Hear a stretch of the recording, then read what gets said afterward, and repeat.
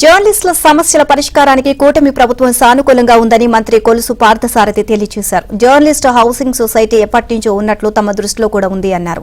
జర్నలిస్టుల సమస్యలపై గన్నవరం ఎమ్మెల్యే యార్లగడ్డ వెంకట్రావు ప్రశ్నపై మంత్రి కొలుసు పార్థసారథి స్పందించారు.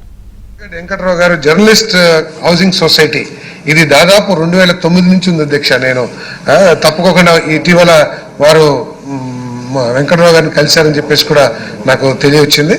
తప్పుకోకుండా ముఖ్యమంత్రి గారు ప్రత్యేకంగా ఐఎన్పిఆర్ కూడా నేనే చూస్తున్నా కాబట్టి ఐఎన్పిఆర్ రివ్యూ మీటింగ్స్ లో కూడా ఈ జర్నలిస్టులకు సంబంధించిన సమస్యల పట్ల వారు చాలా సానుభూతితో ఉన్నారు. వారికి ఏదైతే ఇంత గతంలో జీవోలు ఇష్యూ చేయబడినాయో వాటన్నిటిని కూడా ఫుల్ఫిల్ చేయాలని చెప్పేసి ఆలోచన చేస్తున్నారు. మరి తప్పుకోకుండా జర్నలిస్టులకి హౌసింగ్ డిపార్ట్మెంట్ నుంచి వారి స్థాయిని బట్టి తప్పకుండా కేంద్ర ప్రభుత్వం నుంచి కొన్ని పథకాలు కూడా ఉన్నాయి అధ్యక్ష.